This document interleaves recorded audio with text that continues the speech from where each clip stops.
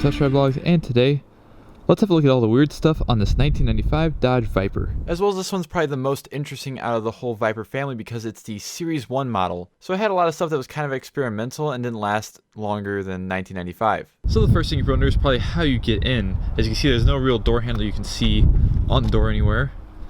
Well, that's because there isn't actually an outside door handle. You have to go on the inside. There's a handle right here, which of course is upside down from what you'd expect.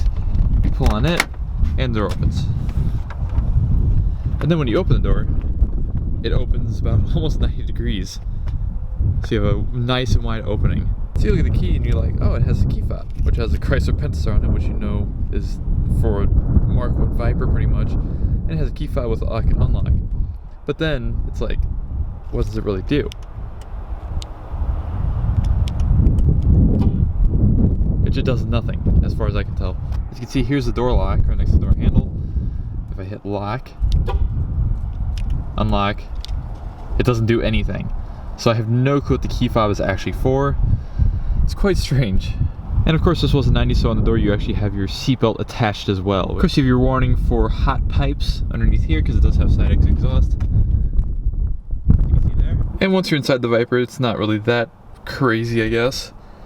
I'd expect a lot of parts to be parts bin from other Chrysler products, but not so much, besides the climate controls.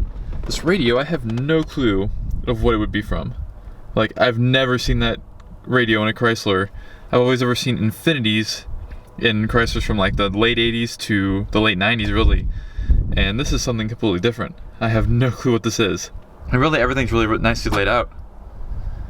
Have your tachometer, speedometer, your various other gauges, some vents, and all your other stuff in the center here. 6-speed manual transmission, of course. Something I do find strange in this Viper is that the fact that there's two different fog light buttons. This one controls the front fog lights, which only one comes on because the other one's burnt out. But this one, as far as I can tell, does nothing. But it still has a fog light symbol on it. Like, I have no clue of what it was supposed to be for or what it does. It doesn't do anything. The headlight switch is the same as the 95 Dodge truck. The windshield wiper stock, I think, is also the same. Yeah, there's a few parts bin stuff. The keyhole, or the key cylinder, I guess, and the little thing to release the key is the same as on my Chrysler TC by Maserati.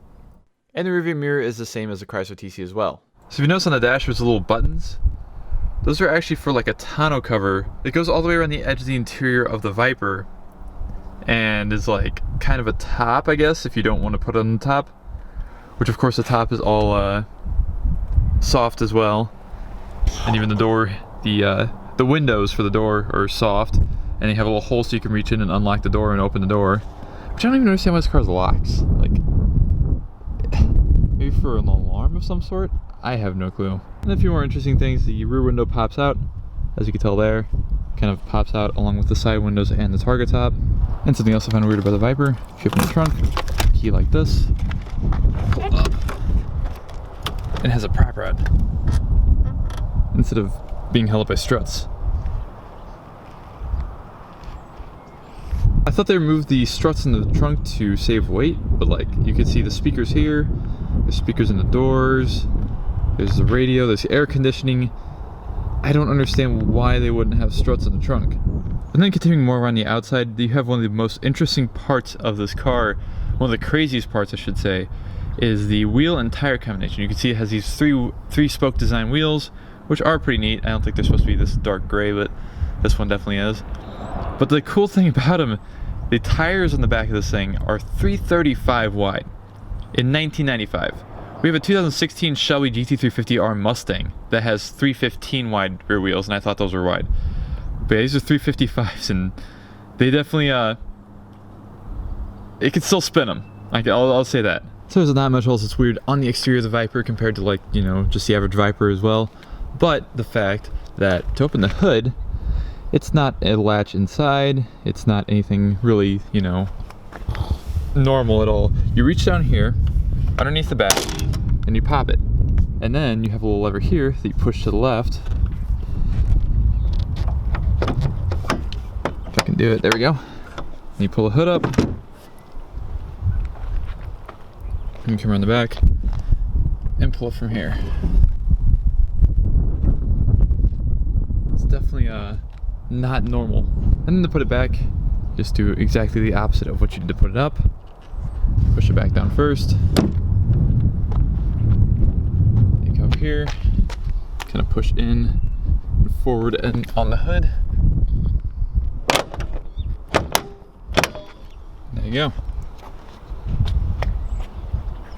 And so that's pretty much all the weird stuff with the Viper, and now let's go ahead and take it for a drive and see how it does. So of course I've driven a lot of cars in the past 2.5 years. I've been working in a classic car dealership, and the Viper is probably the most exciting out of all of them that I've driven.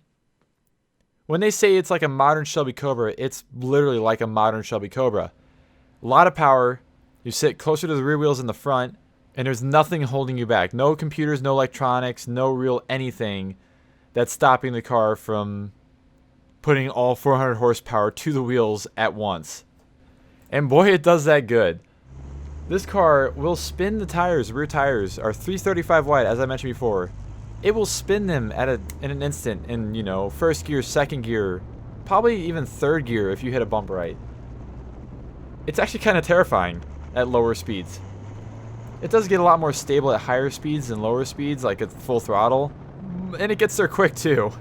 Of course I didn't have a track to run it around, so I didn't get it up as high as it would go and didn't reach its full potential. But from what I could see, it would make a fantastic and also terrifying track car. The steering is very precise, almost too precise if you're not prepared for it. You really have to think about how much you want to turn the wheel before you actually turn it, or else you're going to be turning way too much, pretty much. And then throttle control is also a big thing in this car because it will spin the back end around faster than you can think about it.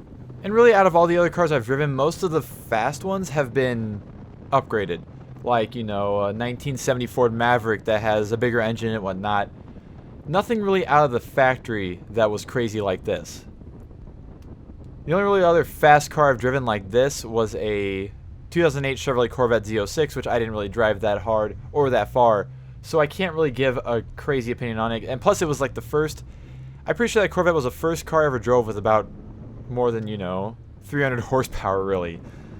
So I don't really have the knowledge to compare it to the Viper, but the Viper definitely scores for the crazy points. And of course on the interior, it is a lot of plastic, so it does creak and rattle and stuff, but you're not really noticing that when you're flying down the road. The open air experience is pretty fantastic as well, and this one actually didn't come with the windows, so it was always with the windows off, and then I had the top on at first, and it wasn't really that bad, that windy.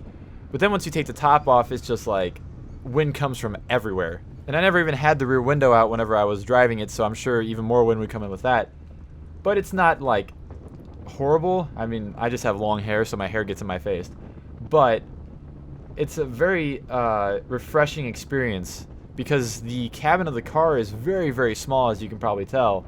So it's nice to have the top open and the sides open for, I guess, claustrophobia, even though I don't really have claustrophobia. But those are my thoughts on the 1995 Dodge Viper RT10. If you have any comments or questions yourself, leave them in the comment section below. And thank you all so much for watching this. Happy holidays, and I'm out of here. See ya.